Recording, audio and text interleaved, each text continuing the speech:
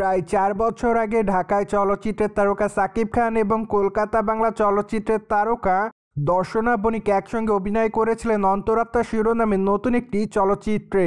চলচ্চিত্রটির শুটিংয়ের কাজ প্রায় অনেক দিন আগে শেষ করা হয়েছিল, কিন্তু আনফর্চুনেটলি বেশ কিছু অংশের কাজ বাকি ছিল, তাই তো এতদিন যাবৎ চলচ্চিত্রটি মুক্তি পায়নি বলে জানা যায়।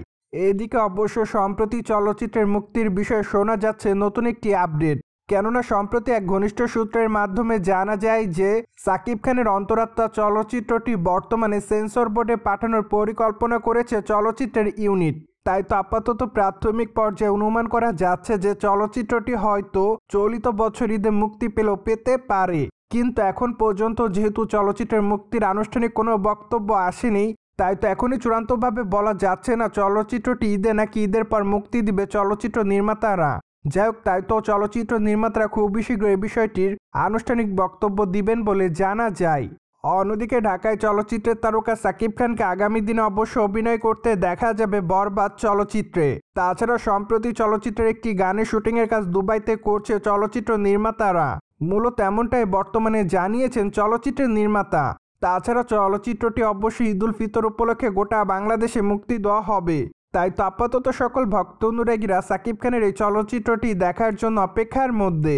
তাছাড়া বর্তমানে এক ঘনিষ্ঠ সূত্রের মাধ্যমে জানা যায় যে চলচ্চিত্রের ইউনিট খুবই শীঘ্রই চলচ্চিত্রটি সেন্সর বোর্ডে পাঠাবেন।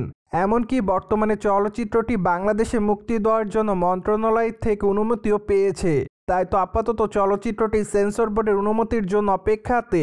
ফলে আপাতত অনুমান করা যাচ্ছে চলচ্চিত্রটি হয়তো খুবই শীঘ্রই সেন্সর বোর্ড থেকে ছাড়পত্র পাবে। বাই দ্য ওয়ে, বরবাদ চলচ্চিত্রে সাকিব খানকে গ্যাংস্টার চরিত্রে অভিনয় করতে দেখা যাবে, এমনকি চলচ্চিত্রের পর্দায় তার বিপরীতে দ্বিতীয়বারের মতো অভিনয় করতে দেখা যাবে বিদিকা পালকে।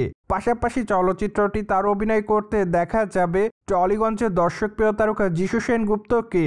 ফলে আপাতত এই ৩ তারকাকে চলচ্চিত্রের পর্দায় দেখার জন্য অপেক্ষার মধ্যে তাদের সকল ভক্তরা। সো ভিউয়ার্স, জেনে তো নিলেন সাকিব খানের দীর্ঘ প্রতীক্ষিত চলচ্চিত্র অন্তরাত্মা সম্প্রতি সেন্সর বোর্ডে জমা দিয়েছে চলচ্চিত্রের নির্মাতা।